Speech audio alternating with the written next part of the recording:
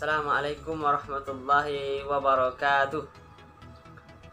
Alhamdulillahirabbil alamin. Allahumma shalli ala Muhammad wa ala ali sayyidina Muhammad. Puji syukur kita haturkan kepada Allah Subhanahu wa taala yang telah memberikan kita kesehatan, kenikmatan, sehat jasmani maupun rohani hingga saat ini, hingga kita dapat berkumpul mendengarkan ataupun beribadah yaumiyah pada bulan yang suci ini atau bulan puasa Ramadan ini. Baiklah, pada kesempatan ini saya Aldiansa, mahasiswa Fakultas Ekonomi Bisnis Islam, Prodi Ekonomi Syariah, Sekolah Tinggi Ilmu Tarbiyah Al-Quran Al-Ittifaqiyah, akan membahas tentang pemindahan resiko melalui ART atau Alternative Risk Transfer. Semoga apa yang akan kita bahas pada kesempatan kali ini dapat bermanfaat bagi kita semua. Amin ya rabbal alamin. Selamat menyaksikan.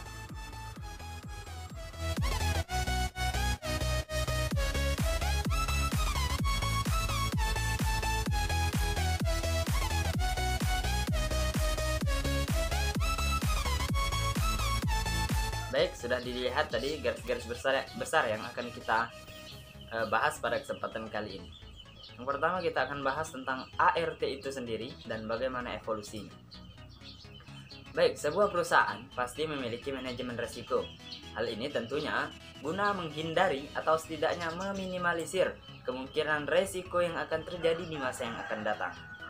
Baik itu secara risk avoidance atau menghilangkan kemungkinan risiko, atau risk retention, atau yang diartikan sebagai membayar atau menanggung resiko.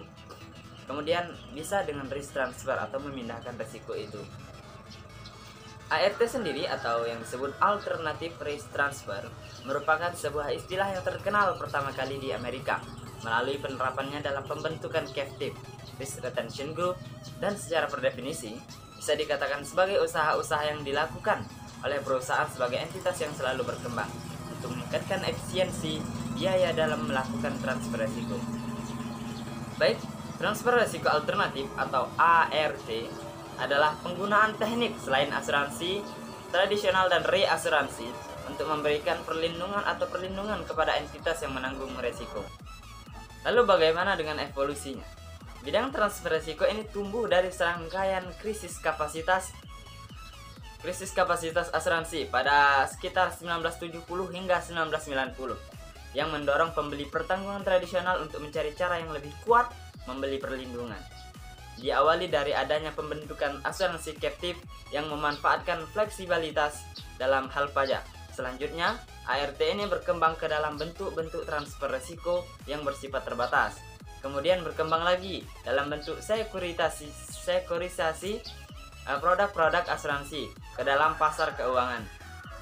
Seiring dengan perkembangan bisnis dan skala usaha perusahaan, maka metode captive ini semakin berkembang. Tentunya ya, jika awalnya hanya merupakan sebuah pool asuransi, maka sejak tahun 1970-an, metode captive ini mulai melembaga dan berdirinya captive pertama kali di Bermuda dan negara-negara lainnya yang banyak memberikan kelonggaran pajak.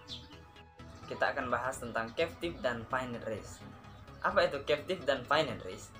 Captive ini adalah perusahaan asuransi yang bisnisnya kebanyakan disuplai oleh pemilik perusahaan tersebut dan manfaat utamanya akan diterima oleh si tertanggung atau pemilik perusahaan itu sendiri. Captive ini berfungsi sebagai alat transfer risiko dari perusahaan induk dan biasanya dipakai untuk mengasuransikan resiko-resiko yang berfrekuensi tinggi dalam bentuk yang lebih efisien. Captive akan menerima bisnis utama berupa transfer risiko dari perusahaan induk dengan pemusatan risiko dari perusahaan induk dalam satu perusahaan. Bagaimana dengan keuntungannya? Keuntungannya yang didapatkan dari praktek asuransi captive adalah dalam masalah pajak dari pembayaran premi dan pajak dalam cadangan umum. Selain itu, captive menjadi pilihan utama sebagai entitas bisnis yang mengelola risiko-risiko dengan karakteristik frekuensi tinggi. Lalu bagaimana dengan finite risk? Finite risk adalah metode transfer risiko yang mengkombinasikan transfer risiko dengan pembiayaan risiko dan penekanan pada nilai waktu dan uang atau biasa disebut dengan time value of money. Finite risk ini bertolak belakang dengan metode program asuransi tradisional. Di dalam asuransi tradisional, prinsip utamanya adalah the law of the large number, di mana stabilisasi risiko tercapai melalui penyebaran kerugian di dalam kelompok risiko yang terdiri dari risiko homogen dan jumlah yang besar. Sementara finite risk, solusi bagi stabilisasi risiko dicapai dengan menyebarkan risiko dalam waktu yang panjang untuk tiap-tiap pemegang polis. Baik teman-teman, kita lanjut kepada sekuritisasi. Apa itu sekuritisasi? Sekuritisasi dari program asuransi sebenarnya merupakan sebuah teknik pemusatan dan transfer risiko dengan bentuk akhir berupa efek atau instrumen di pasar uang dan modal yang didukung dengan arus kas dari aset dan kewajiban yang dipusatkan. Bentuk pengembangan sekuritisasi ini bisa berupa sekuritisasi dari aset atau yang disebut dengan dari hipotek dan pinjaman polis, atau kewajiban yakni obligasi dan opsi dalam neraca kegiatan asuransi. Sekuritisasi ini ialah produk terakhir daripada reasuransi.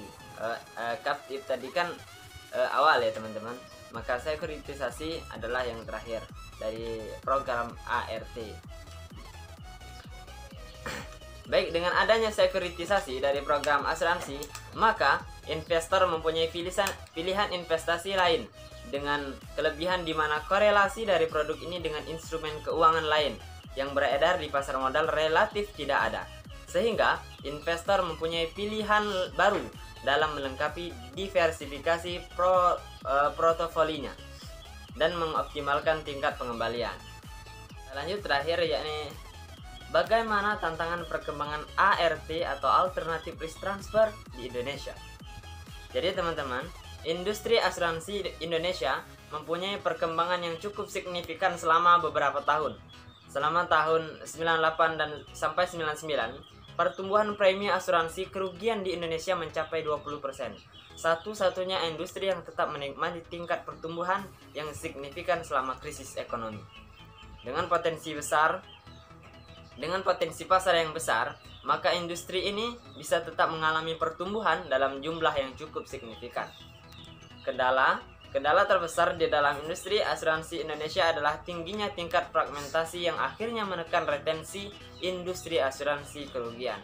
Dengan akumulasi ekuitas sebesar 4 triliun pada tahun 1998 yang tersebar ke dalam 105 perusahaan asuransi, maka kemampuan retensi perusahaan asuransi Indonesia relatif kecil. Dalam menjawab tantangan dari industri seperti itu, ART atau Alternative Risk Transfer bisa menjadi solusi untuk mereduksi tekanan terhadap biaya transfer risiko serta meningkatkan stabilisasi dalam hasil underwriting sebuah perusahaan asuransi. Dengan mekanisme proteksi, perusahaan bisa mempunyai arus kas yang lebih baik. Baik teman-teman, mungkin hanya sampai sini dulu pembahasan kita kali ini tentang pemindahan resiko melalui ART atau Alternative Risk Transfer. Semoga apa yang kita bahas, apa yang kita pelajari kali ini dapat bermanfaat bagi kita semua. Saya akhiri. Assalamualaikum warahmatullahi wabarakatuh.